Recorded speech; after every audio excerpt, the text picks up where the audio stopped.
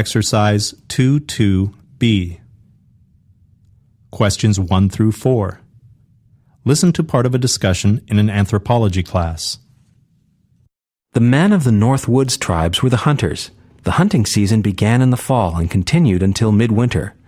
These expeditions frequently took the hunters away from the village for long periods of time. Moose, deer, beaver, bear, and elk were the animals sought. Large deer drives were common, and small animals were taken with snares or the bow and arrow. Did the women ever go hunting with the men? The women often accompanied their husbands on hunting parties. Their job was to take charge of the camps. Do you mean they just cooked for the men? I thought the Native Americans had more of a system of equality. Overall, men and women shared the labor. On hunting expeditions, women basically supported the men whose job was to procure the game. On the other hand, women controlled other realms of life. For example, women managed all of the agricultural operations. Also, a woman headed each clan, and these women were respected for their role as keepers of the clan. Number 1. When did the hunting season take place?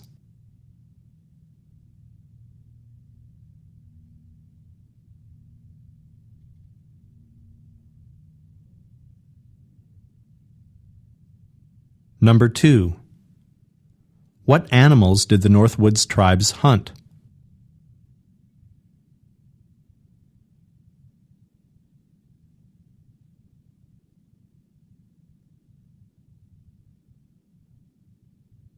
Number 3.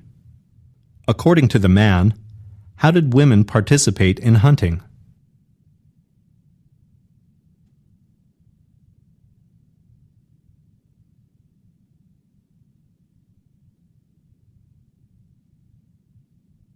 Number 4. Which activities did women control?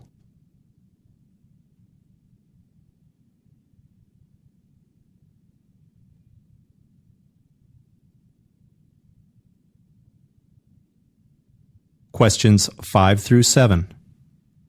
Listen to part of a talk in an introductory art class. The professor is talking about choosing a career in the arts. Before you undertake a career in the arts, there are a number of factors to consider. Whether your goal is to be an actor or an animator, a saxophonist or a sculptor, talent is an essential consideration. But talent alone won't guarantee a successful career in the arts. You also need training, experience, and self-discipline. Most importantly, however, you should realize that a career in the arts requires a personal sense of commitment, a calling, because art does have a history of insecure employment. A lot of artists find it difficult, even impossible, to live on the money they make from their art. Most have to supplement their income by teaching or by working behind the scenes or by doing other work not related to the arts. In your opinion, what's the best way for us to know if we really have a calling to art? Well, those of you who are interested in art as a career should talk with arts professionals or work in the arts yourselves. Professionals can give good first-hand advice, but experience is the best way to get a feel for the field. What kind of experience? I mean, how do we get started? Experience doesn't have to be formal. It can be part-time or volunteer work. For example, if you want to be a photographer or graphic designer, you could work for your school newspaper. Or if your interest is acting, you could start out in community theater. The important thing is getting started, spending time doing something in your chosen medium. Number 5. According to the professor, what factors are important in choosing a career in the arts?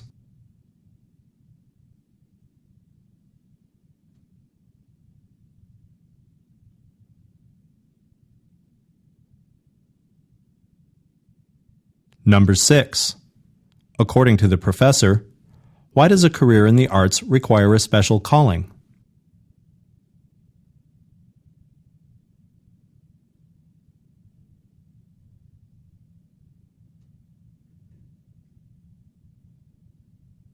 Number 7. How does the professor suggest one get started in a career in the arts?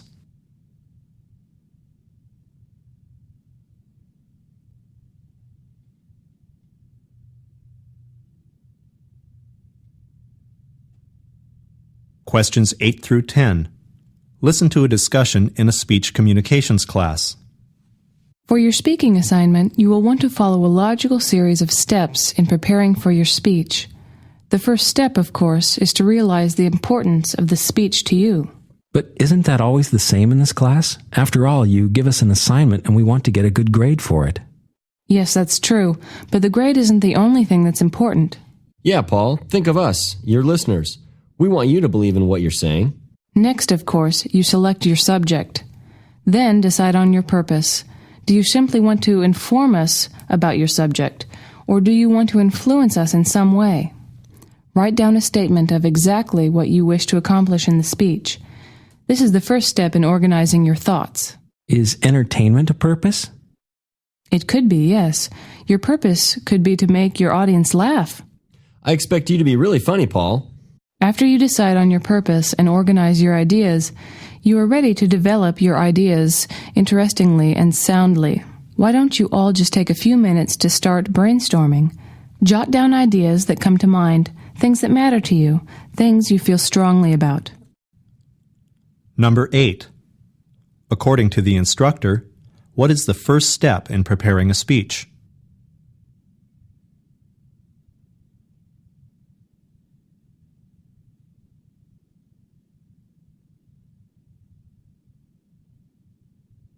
Number 9. What examples of purpose are mentioned in the discussion?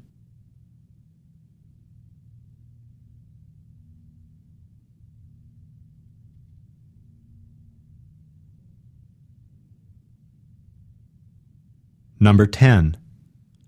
What does the instructor want the students to do next?